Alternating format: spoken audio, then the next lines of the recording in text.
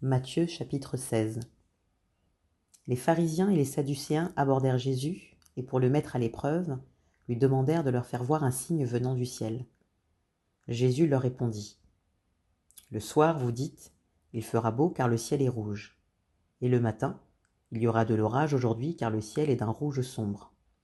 Hypocrites, vous savez discerner l'aspect du ciel, et vous ne pouvez pas discerner les signes des temps. Une génération mauvaise et adultère réclame un signe. Il ne lui sera pas donné d'autre signe que celui de Jonas, le prophète. Puis il les quitta et s'en alla. En passant sur l'autre rive, les disciples avaient oublié de prendre des pains. Jésus leur dit : Attention, méfiez-vous du levain des pharisiens et des sadducéens. Les disciples raisonnaient en eux-mêmes et disaient : C'est parce que nous n'avons pas pris de pain. Jésus, le sachant, leur dit : Hommes de peu de foi, pourquoi raisonnez-vous en vous-même sur le fait que vous n'avez pas pris de pain ?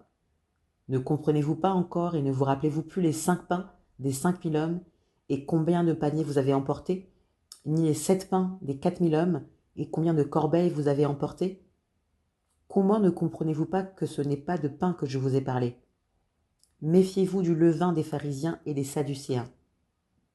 Alors ils comprirent que ce n'était pas du levain du pain qui leur avait dit de se méfier, mais de l'enseignement des pharisiens et des sadducéens. Jésus arriva dans le territoire de Césarée de Philippe. Il demanda à ses disciples : Qui suis-je d'après les hommes, moi le Fils de l'homme ? Ils répondirent : Les uns disent que tu es Jean-Baptiste, les autres Élie, les autres Jérémie ou l'un des prophètes. Et d'après vous, qui suis-je ? Leur dit-il. Simon-Pierre répondit : Tu es le Messie, le Fils du Dieu vivant. Jésus reprit la parole et lui dit : Tu es heureux, Simon, fils de Jonas, car ce n'est pas une pensée humaine qui t'a révélé cela, mais c'est mon Père céleste. Et moi, je te dis que tu es Pierre, et que sur ce rocher, je construirai mon église, et les portes du séjour des morts ne l'emporteront pas sur elle.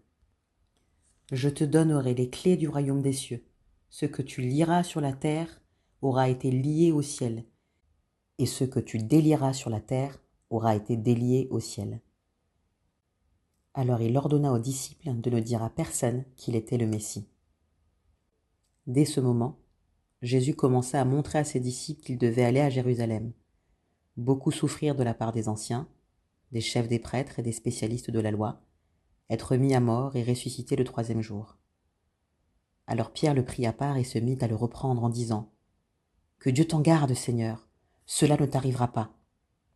Mais Jésus se retourna et dit à Pierre : Arrière, Satan, tu es un piège pour moi, car tes pensées ne sont pas les pensées de Dieu, mais celles des hommes. Alors Jésus dit à ses disciples : Si quelqu'un veut être mon disciple, qu'il renonce à lui-même, qu'il se charge de sa croix et qu'il me suive. En effet, celui qui voudra sauver sa vie la perdra, mais celui qui la perdra à cause de moi la retrouvera. Que servira-t-il à un homme de gagner le monde entier s'il perd son âme ? Ou que pourra donner un homme en échange de son âme ? En effet, le Fils de l'homme va venir dans la gloire de son Père avec ses anges, et alors il traitera chacun conformément à sa manière d'agir. Je vous le dis en vérité, quelques-uns de ceux qui sont ici ne mourront pas avant d'avoir vu le Fils de l'homme venir dans son règne.